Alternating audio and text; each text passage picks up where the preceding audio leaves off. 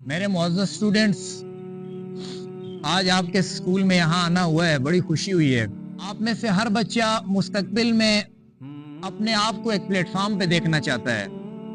کسی بچے کی خواہش ہے کہ میں مستقبل میں ایک اچھا ڈاکٹر بنوں گا، کسی بچے کی خواہش ہے میں مستقبل میں ایک اچھا انجینئر بنوں گا، کسی بچے کی خواہش ہے میں مستقبل میں ایک اچھا فزیشین بنوں گا۔ ہر ایک بچے کی خواہش ہے کہ نہیں ہے؟ ہر ایک اپنے آپ کو مستقبل میں، فیوچر میں کسی نہ کسی مقام پہ دیکھنا چاہتا ہے۔ میرے معزز اسٹوڈنٹس، اگر آپ چاہتے ہیں کہ آپ مستقبل میں کچھ کر سکیں تو سب سے پہلے ہم اپنے ایک ٹائم ٹیبل بنائیں۔ جب تک ہمارا ٹائم ٹیبل نہیں بنے گا اس وقت تک ہماری زندگی گزرتی رہے گی اور ہمارا وقت ضائع ہوتا رہے گا۔ آپ مجھے ایک بات بتائیں کہ آپ جب موبائل پہ گیم کھیلتے ہیں آپ کا ٹائم گزر رہا ہوتا ہے کہ نہیں گزر رہا ہوتا؟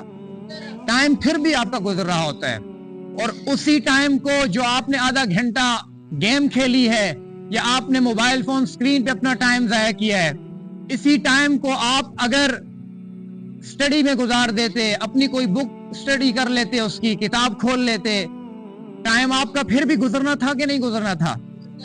اگر آپ کتاب پڑھ کے آپ کا وقت گزرتا تو آپ کا وقت قیمتی بن جاتا، اور اسی کے اپوزٹ دیکھ لیں، آپ نے اپنا ٹائم موبائل فون سکرین میں ضائع کر دیا اور وقت پھر بھی آپ کا گزر چکا۔ ابھی آپ کو اللہ کی قسم اٹھا کے کہتا ہوں، یہ جو اس وقت کا ٹائم ہوتا ہے، میں نے خود سکول پڑھا ہے، کالج پڑھا ہے، اس ٹائم پہ انسان کو نہیں پتا ہوتا کہ انسان اپنا وقت ضائع کر بیٹھتا ہے۔ ایک ایک منٹ ہمارا قیمتی ہے۔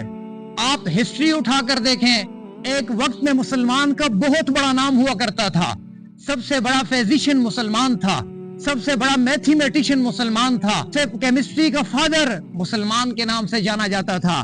اس کی اصل وجہ کیا تھی؟ انہوں نے اپنے وقت کی قدر کی ہے، اپنا ایک ٹائم ٹیبل بنایا ہے۔ آپ سکول میں آتے ہیں، آپ کو پتا ہے بھائی میرا وقت گزرنا ہے، آپ کو پتا ہے آپ کا پیریڈ فارغ ہے، آپ اس میں اپنی ایک کاپی لے لیں، اپنی رائٹنگ اچھی کر لیں۔ اسی طرح آپ دوسرے بچے کے ساتھ کسی اچھے ٹاپک پہ ڈیبیٹ شروع کر دیں کہ آؤ یار اس ٹاپک پہ میں آپ سے کوسچن کرتا ہوں، آپ مجھ سے کرو۔ اسی طرح انسان ایک معاشرے کا بہترین انسان بنتا ہے۔ دوسری چیز کہ آپ کے یہاں پڑھانے والے ٹیچرز، چاہے وہ میل ہیں یا فیمیل ہیں، ان کی رسپیکٹ آپ کے دل میں ہوگی تو اللہ کی قسم اٹھا کے کہتا ہوں، آپ 9th میں ہو، آپ میں سے ہر بچے کی یہی کوشش ہے کہ ابھی آپ کے ٹارگٹ یہی ہیں، ابھی آپ کا یہی مائنڈ بنا ہوتا ہے کہ بھائی ابھی میرے ایگزام آ چکے ہیں، اس میں فرسٹ پوزیشن لوں، اس میں میری سیکنڈ پوزیشن آئے، اس میں پورے اسکول کو میں ٹاپ کروں۔ آپ اگر اسکول کو ٹاپ کرنا چاہتے ہیں، آپ چاہتے ہیں آپ کی فرسٹ پوزیشن آئے، سیکنڈ پوزیشن آئے، آپ پورے اسکول میں ٹائٹل لیں، اس کے لیے ایک بہترین طریقہ یہ ہے آپ اپنے ٹیچرز کی ریسپیکٹ کریں۔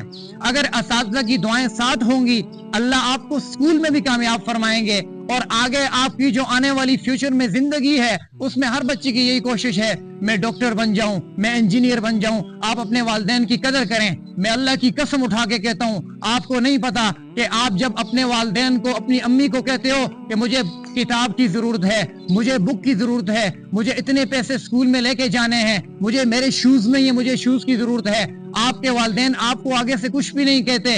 ان کے پاس اگر پیسے نہیں ہوتے وہ باہر کسی اور کے پاس جاتے ہیں، آپ کو ادھار لے کے آپ کی ضروریات کو پورا کر رہے ہیں۔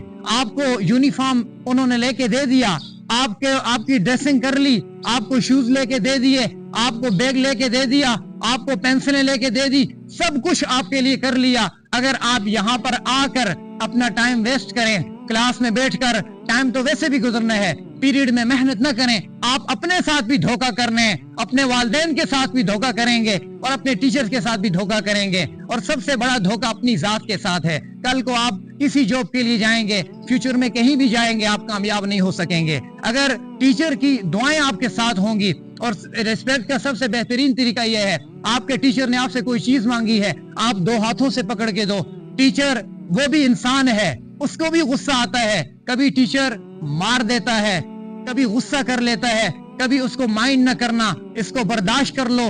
اللہ کی قسم اللہ آپ کو اس مقام تک لے کے چلے جائیں گے جہاں تک آپ کی سوچ بھی نہیں ہے، جہاں تک آپ کا ذہن بھی نہیں ہے۔ اساتذہ کی قدر کریں۔ لیس الجمال باسباب تزیننا ان الجمال جمال العلم والادب، کہ انسان کی خوبصورتی خوبصورت کپڑوں کے ساتھ نہیں ہوتی. انسان کی خوبصورتی کیا ہے؟ اصل خوبصورتی انسان کی یہ ہے انسان کا بول میٹھا ہو، انسان کا کریکٹر اچھا ہو.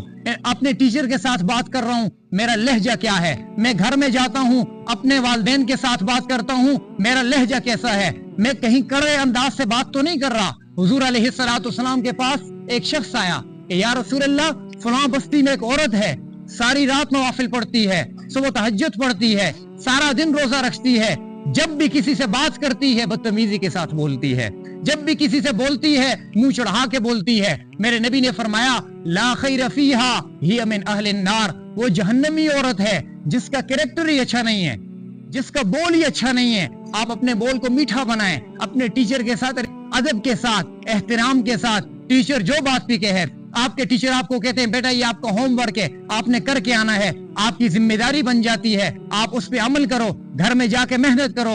آپ جتنا ایک ذہنی طور پہ جتنا کمزور سٹوڈنٹ ہو، لیکن اگر محنت جاری رکھے، ہمیشہ میری ایک بات یاد رکھنا، محنت آگے چلی جاتی ہے اور ذہانت پیچھے رہ جاتی ہے. اور دوسری چیز کہ آپ نماز کو نہ چھوڑیں. میرے نبی نے فرمایا مرو اولادکم بالصلاۃ، کہ اپنی اولاد کو نماز کا حکم کرو.